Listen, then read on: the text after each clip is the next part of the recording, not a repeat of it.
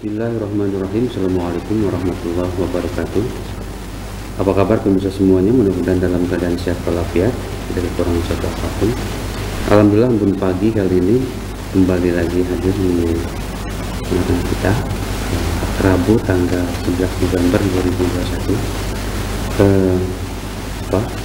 Kali ini embun pagi akan mencoba membawakan tema tentang amalan yang eksklusif tadi, yang mudah-mudahan bisa memberikan wawasan bagi kita semua, memberikan pandangan secara luas dan membuka hati yang sempit. Insyaallah kita langsung aja tes ya. Bismillahirrahmanirrahim. Assalamualaikum warahmatullahi wabarakatuh.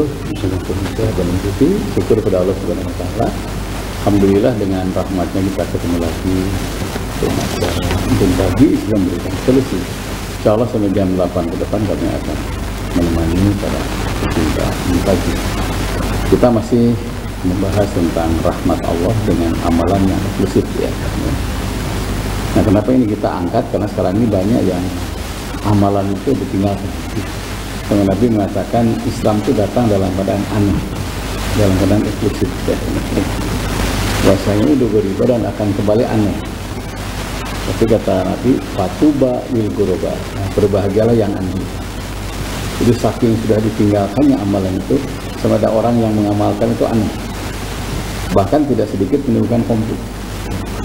Padahal dia yang sampaikan adalah hal yang baik. Nah, kata para sahabat, siapa mereka itu ya Rasulullah? Kata Rasul, alladzina yuslihuna inda fasadin nas. Itu orang-orang yang di sekitarnya berbuat kerusakan, dia berbuat baik. Jadi niftahanil khair, mempelopori kepada kebaikan. Alladzina yuslihuna inda fasadin nas. Orang-orang yang berbuat baik di saat orang sekitarnya berbuat kerusakan. Itu orang aneh katanya. Ya. Jadi kalau ingin dapat rahmat Allah, bikinlah amalan atau perbuatan yang aneh, yaitu orang-orang yang berbuat baik di saat kebaikan itu ditinggalkan oleh orang-orang sekitarnya. Tidak usah jauh kalau di rumah, tidur semua. Nah, kita bangun sholat tahajud, itu aja aneh juga. Karena orang lain tidur nyenyak, kita bangun tahajud. Nah, fatuba lil ghuraba, berbahagialah yang tahajud itu. Karena orang sekitarnya meninggalkan tahajud. Dulu tahun 83 sampai 84, 85 ramai sekali, sangat susah orang pakai kerudung ya. Sehingga kalau ada di sekolah yang di kerudung itu aneh. Nah, di saat orang lain tidak di kerudung, kita pakai kerudung, kita orang aneh. Fatuba lil ghuraba, berbahagialah yang di kerudung itu. Karena orang lain tidak di kerudung. Sekarang Masya Allah ya, malu kalau ada pertemuan wanita tidak di kerudung dia. Nah, kecuali yang non-muslim mungkin ya, itu lain lagi. Bahkan saya pernah menikahkan anak ada non muslim malah di kerudung ya. Karena saya menghormati paji katanya ya. Dan itu luar biasa ya. Nah, di saat orang lain tidak ada yang duha, kita duha. Fatuba lil ghuraba, berbahagialah yang duha itu. Kenapa orang lain tidak duha, dia melaksanakan salat duha. Saya ada teman ya, setiap dia tenis itu, dia datang kemana Pak Haji sebenarnya itu, ternyata lagi naik ke atas. Dia tahiyatul masjid dan duha. Lalu saya bilang alhamdulillah, masih ada yang di saat orang lain menyalurkan hobinya dengan tenisnya, dengan aktivitas olahraganya, masih ada yang aneh, yaitu tahiyatul masjid dengan salat duha. Itu fatuba lil ghuraba, berbahagialah yang duha dan tahiyatul masjid. Kenapa? Yang datang meninggalkan semua. Nah, saya ketemu orang yang anaknya semuanya paket C, paket B, jadi perguruan tinggi ya. Terus kerjanya apa saat hari-hari? Saya suruh anak saya menghafalkan Al-Quran. Dan alhamdulillah Ustaz katanya, ini yang pertama sudah 30 juz, yang kedua sudah 25 juz, yang ketiga 15 juz ya. Sekolahnya gimana?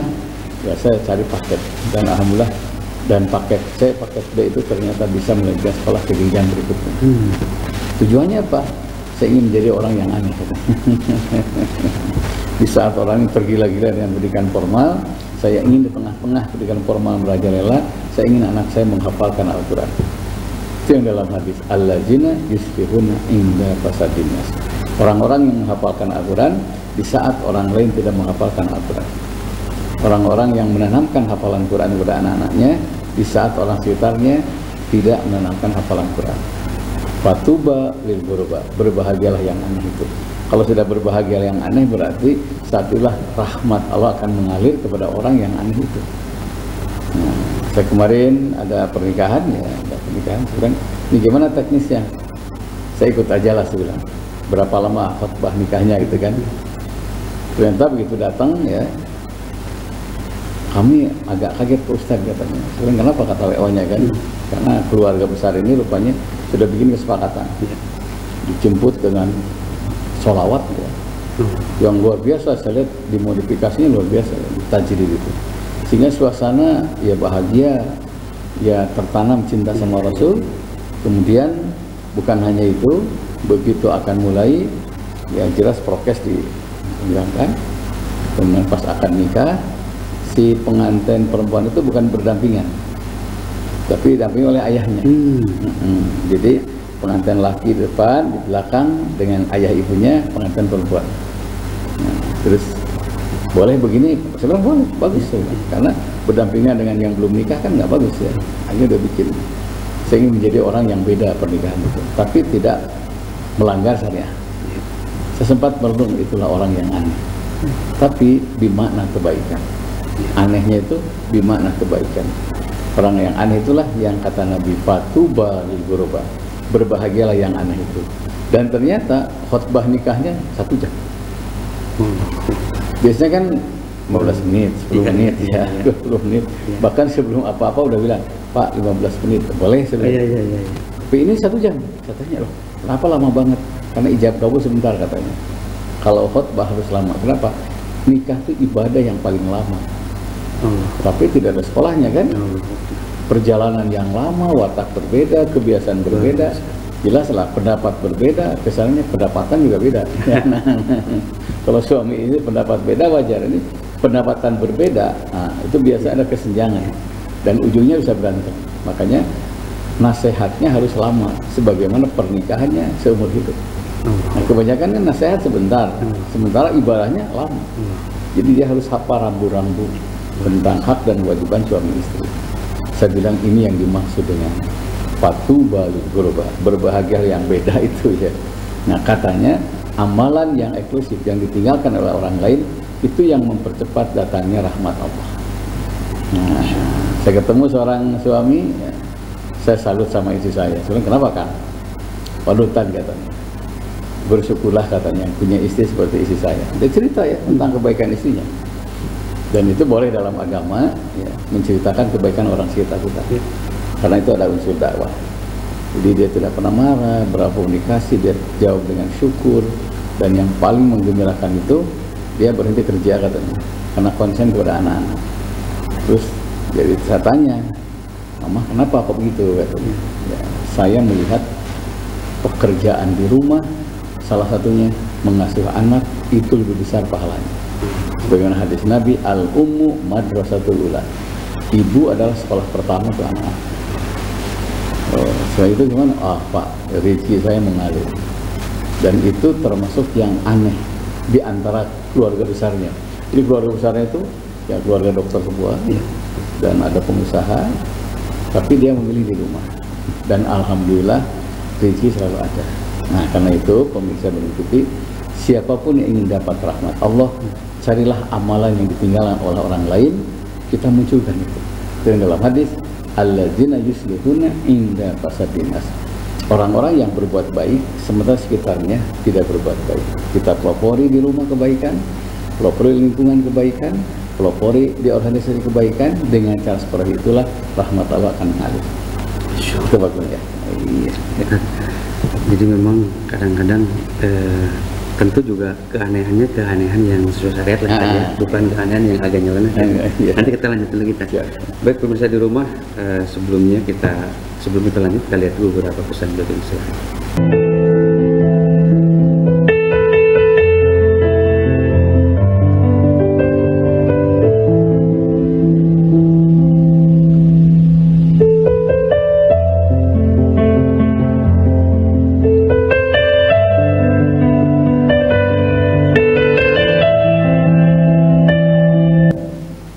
Baik Pemirsa Bandung TV, kita lanjut lagi di Embun Pagi setelah memberi solusi.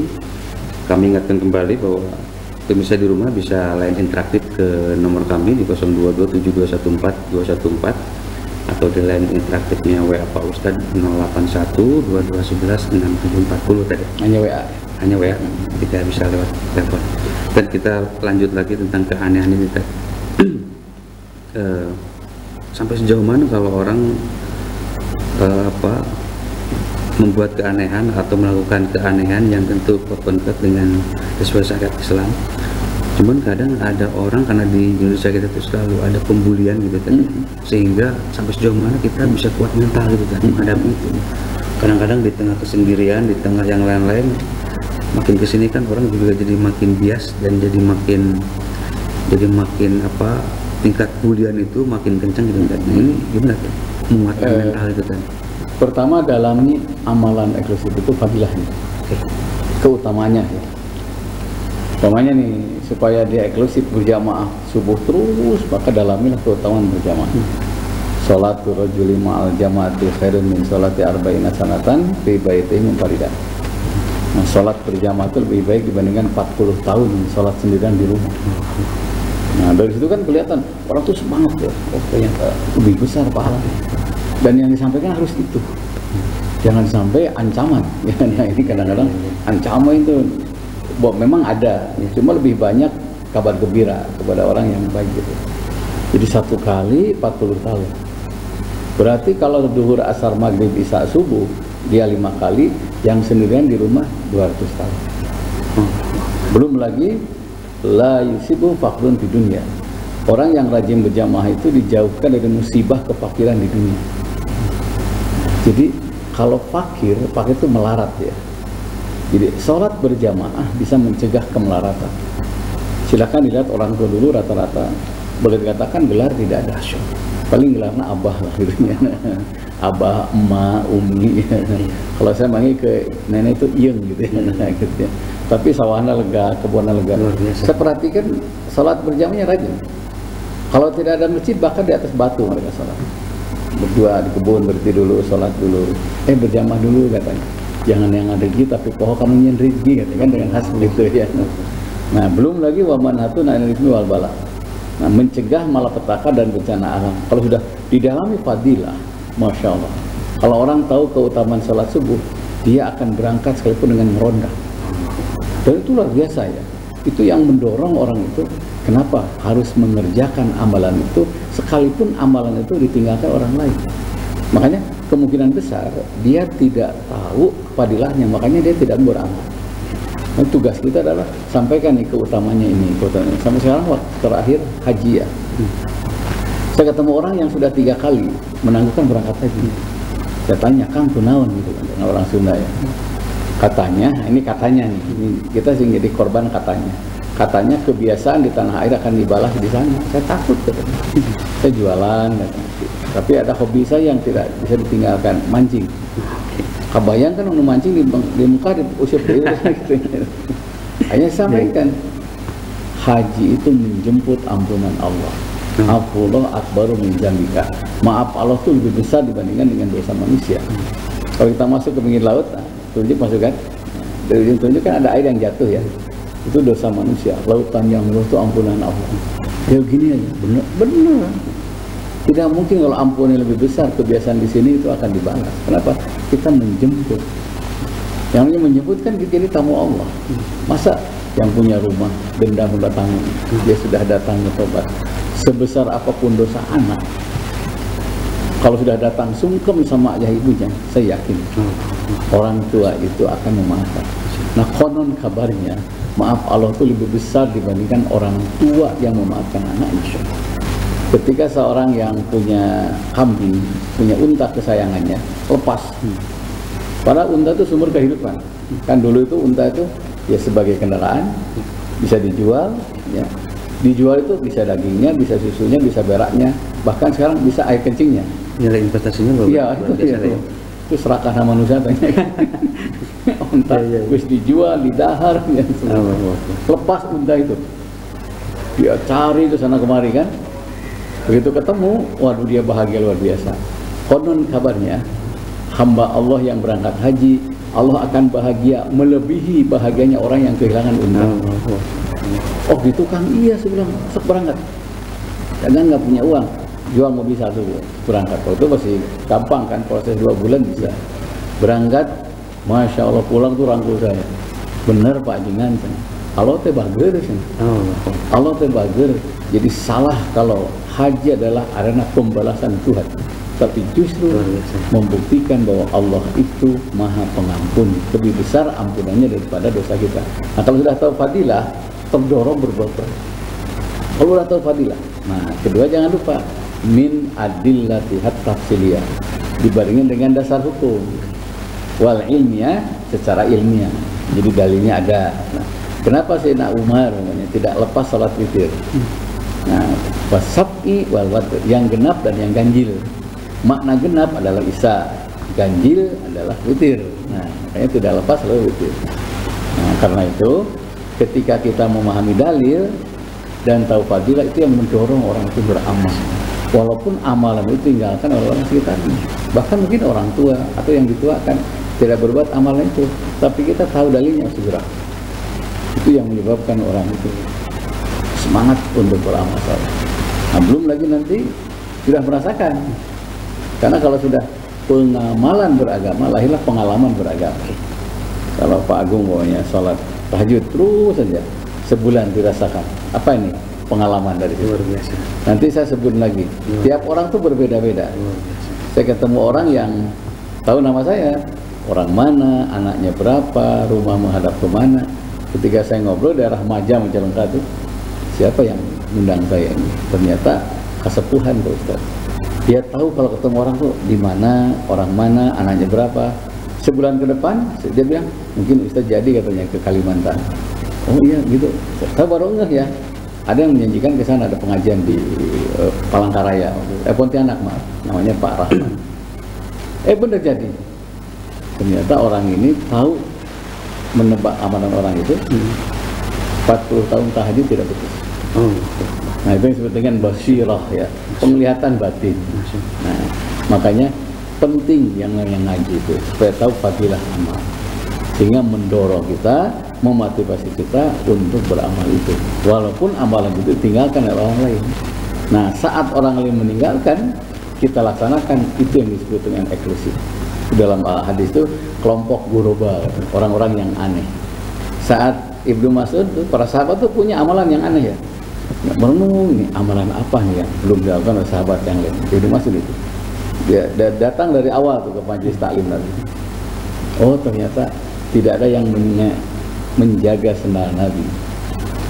Karena Abu Lahab itu kan suka mencuri sendal Nabi ya. Dibikin tidak betah orang. Hanya dia jaga, dia simpan, dia rapihkan, disimpan di gerabi ya. Satu tempat untuk mengamankan sepatu atau sendal. Kalau sekarang itu plastik ya. Dan Rasul menyebut Ibnu Mas'ud adalah sahibun na'li Rasulullah SAW, sahabat yang bersahabat dengan sendalnya Rasulullah SAW. Walaupun tidak seberapa sederhana, tapi amalan itu mempesona. Kenapa? Ditinggalkan oleh orang yang lain, dia mengerjakannya. Makanya amalan itu tidak usah banyak, sederhana, mempesona, ditinggalkan oleh yang lain, kita lakukan. Itu dua minimal ya, fadilah dan dasar hukum. Gitu. Kemudian ada yang berbicara seperti ini kan, kalau ini kan semua amalan itu banyak beritanya dari mulai qobla badiah, terutama ibadah-ibadah makhluk, sehingga ada orang yang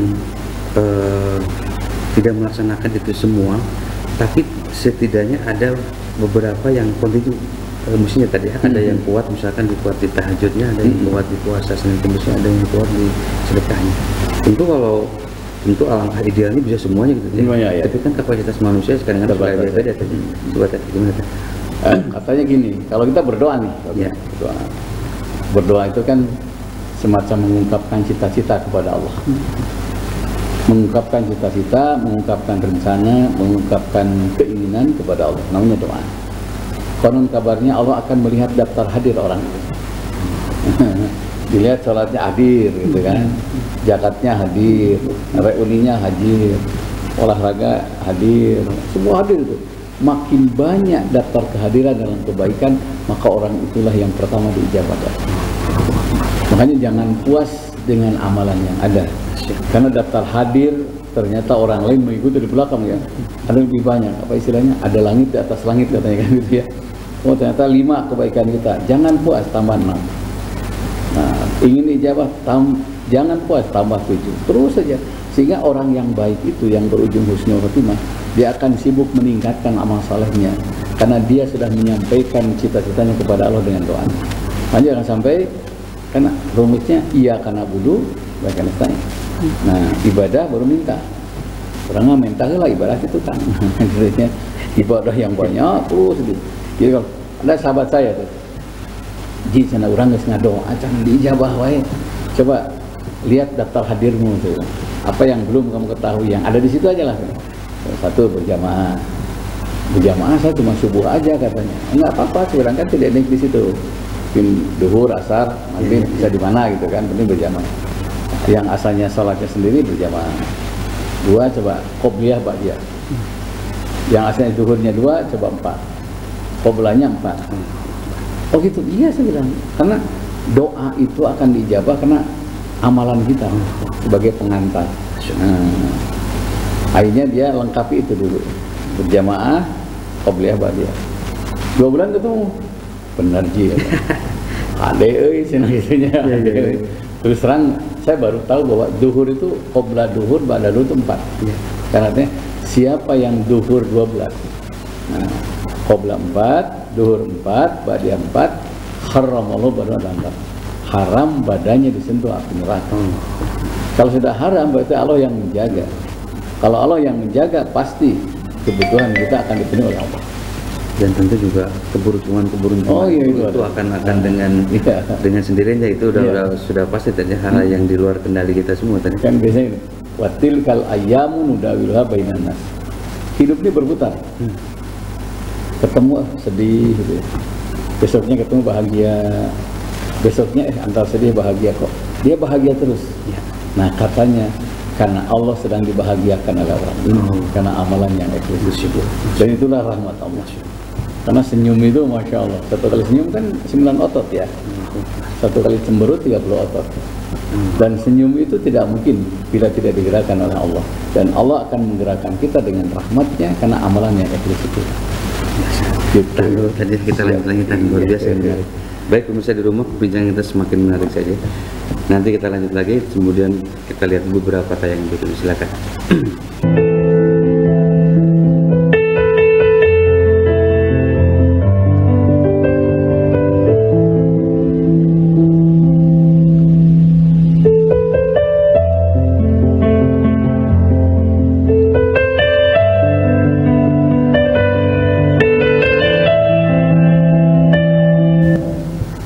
Baik pemirsa di rumah, kita kembali lagi di Embun Pagi setelah memberi solusi. Tidak lupa kami ingatkan selalu bahwa pemirsa di rumah bisa line interaktif ke nomor kami di 0227214214 atau di line WA Pak Ustadz 081221164740. Sebelum kita lanjut, ada beberapa pertanyaan dari netizen atau dari pemirsa di rumah yang lewat media sosial. Cuman ada beberapa yang mesti saya tanyakan dulu sebelum kita ke sana, karena kita masih ada 2 segmen. Dan gimana caranya biar energi kita itu di tengah zaman yang makin hari makin ruwet gitu ya, makin ruwet, makin hampir dengan adanya terutama virus corona ini, semua orang itu agak kecenderungan gitu ya, pesimistis gitu ya. Kemudian juga ada melihat bahwa arah ke depan itu sudah tidak jelas gitu kan. Iya, coba gimana? Gini ya. Satu, pahami bahwa ketika Allah menyayangi hambanya, Allah berikan berbagai cobaan. Allah berikan berbagai ujian. Tujuannya sangat banyak. Salah satunya adalah karena Allah ingin potensi yang diberikan kepada hambanya itu dimaksimalkan. Itu penting. Karena pedang itu tajam kalau keluar dari sarangnya. Nah, makanya disitulah kita dianjurkan untuk berpikir. Laqad kana fi qasasihim ibratul lil albab. Dalam kisah-kisah nyata ini, mungkin pengusaha itu nyata. Tiba-tiba kehilangan modal, kehilangan karyawan. Nah, ketika lihat kemarin saya di PHRI sudah banyak hotel yang dijual Luar biasa. ketika saya pergi ke seorang petani, tiba-tiba bibit mahal, harga murah, tiba-tiba masuk ke WO yang suka ngurusin pernikahan itu, Ustaz kami sudah 1 tahun tidak ada kerjaan. Itu kisah-kisah nyata. Nah, ketika kita masuk ke seorang pemborong ya, kemana sih Bapak? Menuju di kamar, Pak Ustaz menuju nangis karena seminggu nangis seminggu. Karena dia nikah telat, jadi anaknya masih kecil-kecil, sementara kerjaan tidak ada. Nah, ketika kita datang ke seorang sayur, belum lagi ada istilah Bang Emok ya. Dia korban renten gitu, sudah miring-miring, berangkat subuh, datang tunu, ternyata penghasilan sedikit, utang harus dibayar, rumah juga sudah mulai hilang. Nah, saat itulah Allah berikan kesempatan, potensi yang diberikan oleh Allah itu segera dimaksimalkan. Nah, laqad kana fi qasasim ibratul lil albab. Dalam kisah nyata itu ada pelajaran bagi orang yang berilmu, bagi orang yang berakal. Makanya akal kita dimaksimalkan. Saya yakin akal itu senjata untuk jadi solusi. Kita yakin itu. Makanya tidak usah malu, tidak usah rasa dosa. Ini ilmu saya basicnya di sini. Tapi basic saya ini pasti ada titik najir. Mungkin ada pensiun, mungkin PHK dan yang lainnya. Maka tidak salah kalau kita pindah. Karena berawal tidak sengaja jadi kebutuhan. Dan itu pun juga jadi takdir baru juga. Takdir baru, karena gini, kalau cari ilmu itu kewajiban. Kalau usaha kerja itu keahlian. Nah, disitulah keahlian kita tersembunyi. Begitu masalah datang, muncul keahlian yang sebenarnya. Saya ketemu seorang yang ITB semua, jualan kue sekarang, dan itu masya Allah, mungkin takdirnya di situ. Jadi ternyata dengan bencana ini ada takdir baru yang mesti kita kembangkan. Yang dalam Al-Quran, wa yaj'alur rijsa 'alal ladzina la ya'qilun. Allah murka pada orang yang bertindak tidak menggunakan akalnya. Nah, makanya akal ini, kalau orang yang nafsu dunia biasanya lihat pohon. Kalau saya tebang berapa kubik, berapa ratus juta. Kalau yang akalnya cerdas, ini kalau ditebang, ini kemungkinan berapa sumber kehidupan yang mati. Artinya investasi yang memang dahsyat yang kadang orang tidak sadari itu tadi. Iya, saya biasa sama ya. Saya sudah mikir, saya sudah umur 50 ke atas, walaupun belum 60 ya. Ini ada titik nazir di mana ada jenuh kita. Kita akan ditinggalkan oleh orang. Nah, satu-satunya cara kita alternatif untuk cari rezeki. Kenapa? Anak sudah 2 lagi ditikahin, lagi sekolah. Nanti anak udah nikah, nanti cucu lagi. Kita berbuat yang terbaik untuk keluarga itu bagian dari amal soleh. Jadi sibuk jangan memikirkan kejelekan orang, sibuk memaksimalkan potensi kita yang diberikan oleh Allah. Dan ternyata mengembangkan potensi yang diberikan oleh Allah itu termasuk jihad. Karena jihad itu innama jihad man ala waladahu. Jihad itu menjamin masa depan anak. Nah, yang kedua jangan lupa banyak ngobrol dengan orang yang sukses. Di tengah pandemi ini ada orang yang sukses, coba lihat, oh apa kuncinya nih? Nah, oh ini ternyata kerja kerasnya, oh di sini kreatifnya gitu kan. Karena orang yang berakal itu cirinya kreatif. Kalau ingin sukses banyak gaul dengan orang yang sukses. Ingin berhenti ngerokok ya bergaulan dengan yang tidak merokok. Jangan sampai cari teman asyiknya gagal, bikin komunitas gagal, itu bahaya itu. Karena puncak kegagalan itu bunuh diri, Pak. Puncak kegagalan itu bunuh diri. Kenapa? Ada sebenarnya qat'ut thariq ya. Terputus semua jalan rezeki. Nah, jadi bergaul dengan orang yang sukses. Yang ketiga jangan lupa banyak berbuat baik. Sekalipun kondisi apapun. Mungkin ketika ada uang kita berbuat bantu orang. Ketika tidak ada uang, orang datang minta bantuan, yuk kita doa. Yuk kita berbuat baik dalam bentuk yang lain. Karena kebaikan tidak identik dengan materi. Saya pernah kedatangan orang ya, Kang ye kumahnya tuh, abdi gaduh orang itu, Kang ye nya. Istilah Sunda apa jengut-jengut dugul gitu. Yuk menghadapi belakang wudu yuk salat. Ya doa. Ya Rozak ya Wahab ya Mughni ya Kafi ya Basit. Ubsut alaina rizqan thayyiban halalan wa khairan katsiran. Coba nih, katanya jangan takut mencoba. Orang gagal itu berawal tidak mencoba. Nah, karena itu coba, karena boleh jadi berawal dari situ rezeki akan datang. Potensi dengan orang sukses. Yang ketiga, jangan lupa banyak berbuat baik. Yang terakhir, jangan berbuat dosa. Nah ini juga orang yang suka agak lupa ya. Itu kadang-kadang disangkanya berbuat dosa itu solusi, itu menimbulkan masalah baru. Maaf kepesugihan, maaf malah judi, maaf malah itu, hati-hati. Makanya dalam Islam ada saum Daud. Dalam Islam ada saum tiap bulannya 3 hari. Sebenarnya saum itu apa? Junnah, benteng. Sekaligus al-iqtisad, hemat. Saya hemat. Karena orang baik itu adalah hemat. Jangan masuk ke jurang 2 kali. Sudah ekonomi susah, malah dengan Allah putus hubungan. Karena dosa itu mayahjubuka anil ajmi, menghalangi rencana. Dosa itu mayahjubuka di doa, sesuatu yang menghalangi doa. Dosa juga mayahjubuka anillah, sesuatu yang menghalangi Allah. Dosa juga mayahjubuka anil zaud, menghalangi jodoh. Makanya hati-hati, jangan anggap enteng berbuat dosa. Nah karena itu siapapun yang sedang ada masalah, karena tiap manusia ada ujian. Saya ujiannya ini, Pak Agung ini ujian. Cuma yang paling aman adalah kitmanul musibah. Sembunyikan ujian itu ila billah, itu kepada Allah. Karena terlalu banyak adu sama manusia, saya tak keribut. Tambah ribu ya, nambah investasi keribuan orang gitu. Nah, kesalah adukan ke Gusti Allah. Mau gujud Allah mah ada bantuan gitu kan.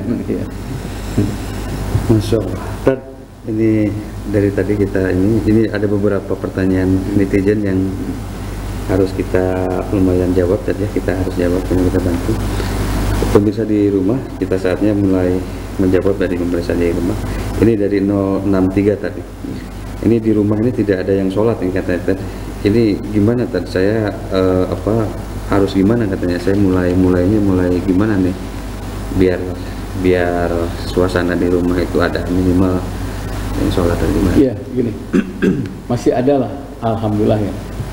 Bila di rumah itu ada sebutlah 5, tapi 1 yang sholat masih bagus. Karena albirru hukmun bi ghairi fa'ilih. Kebaikan itu akan mengalir kepada yang tidak mengerjakan. Dengan tidak ganggu, dengan mengingatkan, dengan senang melihat yang sholat masih bagus. Cuma gimana supaya yang lain sholat? Nanti episode tidak sholat itu pasti akan berakhir. Satu saat pasti. Saya temukan ada orang yang tidak pernah sholat jadi sholat. Kenapa? Anaknya kenapa? Meninggal dunia. Ketika sebelum meninggal dunia, rupanya anak sholat itu Pak Agung ya, dia akan menjerit batinnya melihat ayahnya yang begitu banyak jasanya belum sholat. Ketika sakit, ayah sayang sama AA, ayahnya nggak bisa cuma nangis. Kalau sayang sama AA, sholat ayah. 5 menit setelah itu anak meninggal. Jadi makanya ada malaikat di rumah yang hinggap di anak kita. Salah satunya ada yang cucu ya sama, ini cucu kesayangan. Saya tahu kakeknya itu nggak pernah ibadah, cuma cucunya suka ikut TK itu kan lah. Kata Bu Guru katanya kalau ingin berkah, kalau mau makan harus berdoa dulu. Dede ingin, kakek yang mimpin doa, kelipungan kan. Biasanya Allahumma enak, biasanya langsung akhirnya sebentar katanya, ya biasa buka YouTube kan gitu. Oh iya Allahumma barik lana, tapi harus sama-sama kata si kakek itu dengan dede katanya. Allahumma barik lana fima razaqtana wa qina adzabannar. Amalan pertama. Amalan kedua, kakek kalau sayang sama dede katanya sholat. Jadi ada malaikat yang hinggap di cucu kita, hinggap di suami kita, hinggap di anak kita, hinggap di istri kita. Makanya hati-hati, selama kita masih berbuat kebaikan, ada malaikat yang mengingatkan. Ya mudah-mudahan malaikatnya yang baik, bukan Israel ya. Kalau cabut nyawa mari urusan ibadah ya. Gitu Pak Agung ya. Kita lanjut lagi tadi ya, masih ada satu segmen kita ke depan. Baik pemirsa di rumah, masih ada satu segmen lagi kita ke depan, cuman kita lihat beberapa yang berikut. Silakan.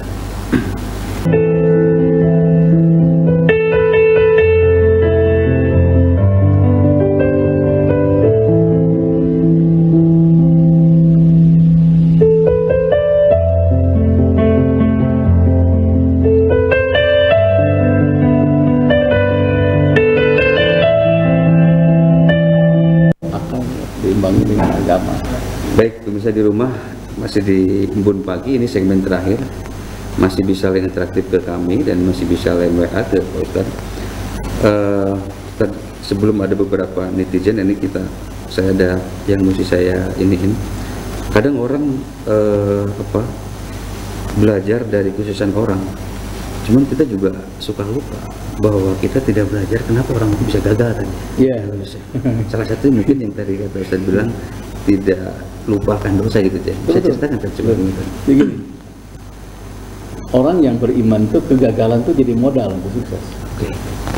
Orang yang tidak beriman, kegagalan tuh modal untuk putus asa. Ini bedanya ya.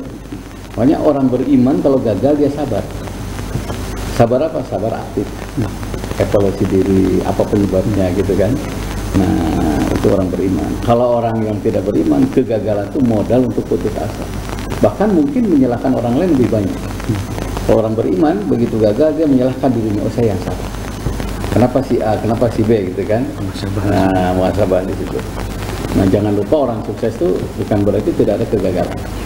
Berawal dari gagal, modal kesuksesan, evaluasi diri.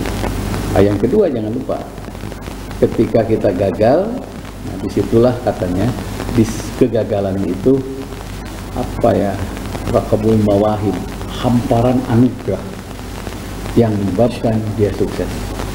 Nah karena itu hindari su'udzon kepada Allah. Harus husnuzon billah min husnul ibadah. Baik sangka kepada Allah bagian ibadah yang terbaik. Bukan udah orang kesalahan tadi. Nah itu. Nah, yang kedua jangan lupa, sekecil apapun bencana tidak boleh masuk ke jurang dosa. Ini kadang-kadang saya kaget ya ketika pandemi ini orang serba susah, masih ada penyelewengan. Sampai 20-30 miliar, bahkan ada yang 80 M. Ini nuraninya di mana gitu. Harusnya kan orang tuh membantu, karena begini, ketika ada musibah, mereka musibah. Buat kita adalah kesempatan. Karena Allah akan melihat siapa yang peduli ini. Nah, saya dapat 3 pagi-pagi dapat 3 nih yang viral. Ada rumah longsor, ada yang kena banjir, ada yang rumah Ustadz longsor di daerah Pucut itu. Nah, saya lagi ngontak teman-teman. Nih siapa yang ada kesempatan? Kita bagi 3 ABC nanti. Ternyata responnya bagus. Udah, yang sana saya Ustadz, yang sini saya Ustadz. Ada yang udah saya pakaian layak pakai. Kata yang satu, saya bagian mukenanya, saya bagian dari sembakonya. Ternyata dengan bersama-sama kita bisa. Jadi saat bencana datang, Allah ingin melihat siapa yang peduli. Dan ketika kita peduli pada mereka, saat itulah kita menjadi orang yang eksklusif. Karena banyak orang malah memanfaatkan bencana untuk kepentingan politik, untuk kepentingan pribadi. Ini yang salah. Jadi harusnya itu ada bencana, oh kita kesempatan. Karena hari ini kita selamat, jangan lupa. Besok lusa jangan-jangan kita kena betul. Sangat bahagia, sangat bahagia. Ketika kita sakit ditengok teman. Oh hari ini teman yang sakit banyak. Besok lusa kita yang sakit ditengok teman, itu masya ikatan batin luar biasa. Makanya kondisi apapun tidak boleh lepas, selalu berbuat baik. Kondisi apapun, dalam bentuk apapun berbuat baik. Di rumah berbuat baik. Ya jangan sampai ada teman saya nganggur di imah sana. Ada kesempatan amal soleh, ngepel, nyiram bunga. Saya pagi kalau nggak siaran nih pasti setengah jam 6 dan ngepel dari atas sampai bawah 1,5 jam kurang lebih. Keringat keluar, langsung makan sarapan, mandi, duha, terus nggak terasa duhur tiba. Jadi jangan menunggu waktu, tapi harus mengisi waktu. Karena orang itu banyak yang rugi karena tidak bisa bagi waktu.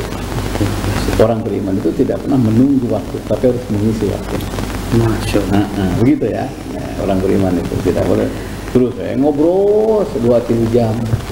Lima wadah. Dan susuhan empuk. Ini rumah itu surga. Baiti jannat itu. Jadi kalau kita beres di rumah, membenahi rumah gitu, itu membereskan surga. Dan itu pahala. Luar biasa. Atur nuhun. Iya. Pemirsa di rumah, ini ada beberapa pertanyaan netizen yang mesti kita bahas tadi ya. Ada kira-kira 4 ini sambil kira-kira masih ada waktu ke depan. Ustaz, ini di 127 katanya ini rujuk ada syarat. Ini gimana katanya? Apakah memang rujuk itu harus selalu ada syarat atau gimana? Begini, rujuk itu kan cerai, rujuk lagi gitu kan. Ya. Ada masa idah. Masa idah itu kalau nggak salah 3 kali haid. Sebutlah 100 hari ya. Nah, kalau cerainya sebelum 100 hari boleh rujuk. Dan rujuk sebenarnya tidak ada syarat tertentu. Yang penting dua-duanya sudah islah, sudah damai. dengan datang ngirim sate ulungah elengnya itu udah otomatis. Dan yang didatangi malah seneng gitu, sate gitu kan, wah pisan kan, ku sate jadi rujuk. Gitu. Atau tiba-tiba mantan suami itu ngirim mukena gitu kan, dia senyum-senyum, dia juga senyum, udah otomatis. Makanya sering-sering ulungah elengnya gitu ya. Itu termasuk. Tapi kalau sudah lebih dari masa iddah ya dikumpulkan, kemudian dikasih nasihat, ya, nikah lagi, dikasih nasihat supaya jangan diulangi lagi. Kenapa? Karena pernikahan itu ar-rihlatul ghaib, katanya, perjalanan yang gaib. Kita tidak tahu 10 tahun ke depan, 20 tahun ke depan tidak tahu. Dan begitu penting nikah itu sampai pahalanya lebih dari haji. Nisfuddin, separuh agama. Karena separuh agama salah satu yang terperinci dalam Quran adalah rumah tangga. Jadi kalau marah dikit kabur, marah dikit cerai, nggak boleh. Ada ngobrol dulu berdua. Tidak ada solusi, pindah kamar. Tidak ada solusi, datangkan 2 hakam. Itu menunjukkan pertimbangan cerai itu kata-kata terakhir itu. Karena nanti kalau cerai bisa saja 2-3 bulan bahagia, kesananya itu musibah. Itu jangan lupa. Mungkin 2-3 bulan nafsu itu mesti cerai sama saya, bahagia. Kesananya itu penderitaan. Kita siapapun dia, ibunya anak-anak. Siapapun dia itu bapaknya anak-anak. Jangan sampai menimbulkan masalah, penyelesaian masalah itu. Harus ada hakam. Baru itu sampai musyawarahnya sampai berkali-kali. Nanti sampai jadi cerai gimana anak? Karena orang tua boleh cerai tapi anak tidak boleh cerai. Nanti gimana mut'ah? Mut'ah itu uang pesangon. Buruh melahirkan, buruh ngasuh. Makanya bersyukurlah kalau rumah tangga kita tidak ada masalah. Itu lebih dari haji, nilainya separuh dari agama. Ribut itu, berantem itu, satu karena pernikahan, kedua karena peninggalan. Makanya sebelum nikah pertimbangkan, perhitungkan. Al-ana'u minallah. Sikap pertimbangan datang dari Allah. Wal ajalatu minasyaitan. Sikap tergesa-gesa dalam pernikahan bagian dari setan. Artinya memang kan kadang-kadang ya nggak beda jauh dari dua itu kan ya. Iya, dari pernikahan dengan peninggalan. Peninggalan. Ya, kadang-kadang juga masih masalah itu nggak di situ juga kan. Cuman jadi satu konflik baru. Saya tuh datang orang uji menikah, saya tahu dia sudah menikah. Barulah 1 juta. Itu jangan dulu. Jangan gara-gara orang baru jadi konflik baru. Kita sudah tua, kemampuan kita terbatas. Jangan menyelesaikan masalah dengan masalah baru sekarang. Anak itu darah daging kita, istri kita itu darah orang lain. Kalau cerai bisa ganti istri, bisa ganti suami, tapi anak tidak bisa. Dan anak itu harus jadi pintu juga buat kita. Dan ketika itu artinya juga anak juga ada hak suara. Betul, hak suara. Minimal ada 20%, 30%, tapi ada hak suara juga. Ada hak suara. Karena kalau anak melarang itu karena sayang sama ayahnya. Nah gitu. Pas budak kudu loba, mesorana loba. Ulang aja jago lah jadi kolot banyak gitu. Luar biasa. Dan ada lagi tadi 902 ini. Ini atau pembantu itu bisa jadi ini zakatnya tadi atau apa? Bisa ada dalam artian apa ya? Ada hak gitu nih tadi. Ya, gini zakat. Kalau gajinya besar, ya gaji besar dari kita sampai kena zakat, kena keluarkan zakat. Yang kedua, boleh pembantu itu dijakatin oleh kita. Karena antum tunsoruna bidu'afaikum. Kalian telah ditolong oleh orang yang tidak punya. Jadi kita nggak bisa sukses tanpa bantuan orang lain kan. Udah, stop. Usahakan sana pemang haji, umpamanya kan kalau saya pemang haji, dia jakatin apa itu. Nah, kalau tidak ada kebetulan kita nggak punya, kadang musibah datang dia nggak punya, kita mau zakat boleh semua. Karena jangan bersihkan langit sementara bumi masih kotor. Kanu saja ini pagar, kanu jasa negara itu kerasa gitu kan. Apalagi itu di lingkungan sendiri. Lingkungan sendiri yang dekat. Ada lagi di 527 ini suami tidak memberi nafkah lahir kan? Ini gimana? Usia sudah 46. Nah, ya jadi gini, antisipasi yang lain-lain karena mungkin target nikah itu kan mawaddah warahmah ya. Terpenuhi nafkah lahir, terpenuhi nafkah batin. Kalau nafkah lahir, lihat sigot taklih itu. Sebelum nikah kan, setelah nikah ada perjanjian. Undang-undang negara kita, sewaktu-waktu saya meninggalkan istri saya 3 bulan lamanya, atau tidak memberi nafkah lahir batin 6 bulan, maka istri boleh mengajukan khulu, gugat cerai ke pengadilan. Nah, karena anggaran nikah itu kan itu nafkah lahir, nafkah batin. hirup jeung ngahirupan kata orang Sunda gitu ya. Jadi nafkah lahir terus, batin tidak. Apalagi usianya 46 ya. 46 tahun. Kalau usia 46 tahun dalam keadaan normal tidak ngasih nafkah batin, satu, hati-hati ada penyaluran lain. Oh, oke. Masih mending normal. Ini yang tidak normal, bahaya itu. Bisa kesejenis, bisa berzina, atau punya istri lain bisa saja. Makanya curiga itu nggak boleh, tapi penting. Nah, gitu ya. Curiga itu nggak boleh, tapi penting. Nah, yang ketiga, jangan lupa coba dicas lagi, dievaluasi, jangan-jangan istri ada kekurangan. Gitu kan. Saya ketemu orang yang suaminya setelah lahir anaknya nggak mau hubungan intim.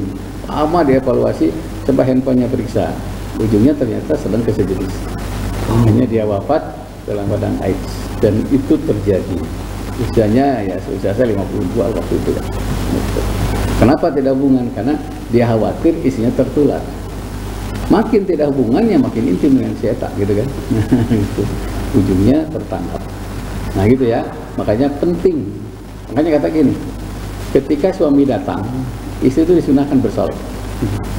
Nah, punten bahasa saya ya. Ada hajatnya hari ini.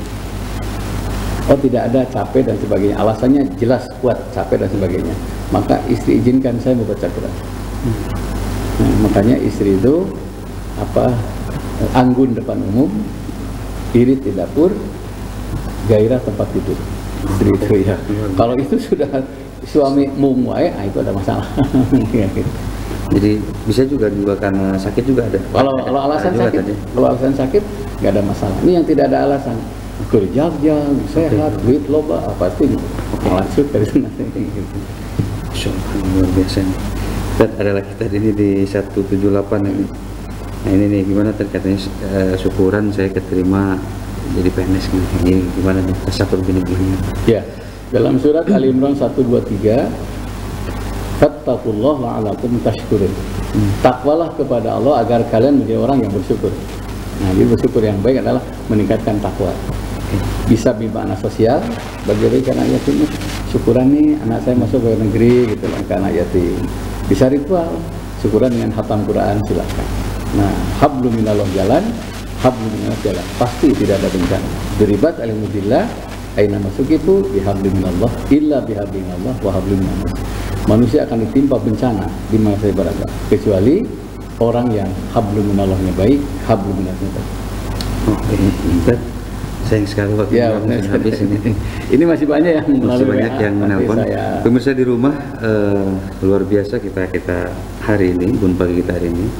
Mudah-mudahan bisa memberikan kita semua inspirasi, pencerahan dan juga membuka wawasan. Selain itu juga membuka hati yang sempit, dan tentu saja kita mendapatkan cahaya kebenaran. Silakan. Ya. Marilah kita menjadi orang yang aneh, yaitu orang-orang yang alladzina yuslihuna inda fasadin nas. Orang-orang yang berbuat baik ketika orang lain meninggalkan kebaikan itu. Dengan cara itu insya Allah rahmat Allah mengalir. Kata Nabi, fatuba lil ghuraba, berbahagialah yang aneh itu. Mudah-mudahan kita dibikin di rumah keanehan, di kantor keanehan, di makna kebaikan yang ditinggalkan orang lain, kita kerjakan kebaikan itu. Insya Allah Rabu depan ketemu lagi. Mohon maaf tidak ada hal yang tidak berkenan. Assalamualaikum warahmatullahi wabarakatuh. Baik, pemirsa di rumah, sayang sekali bun pagi kita hari ini. Mudah-mudahan insya Allah Rabu depan kita kembali lagi. Mohon maaf bila ada kekurangan, bila ada kesalahan. Wabillahi taufiq wal hidayah. Assalamualaikum warahmatullahi wabarakatuh.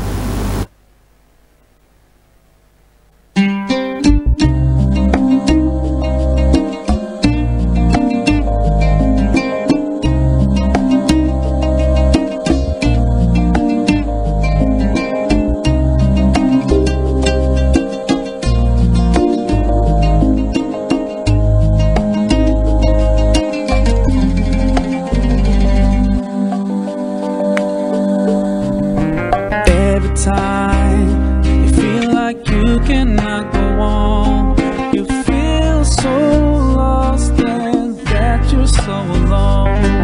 What you see is night and darkness all around.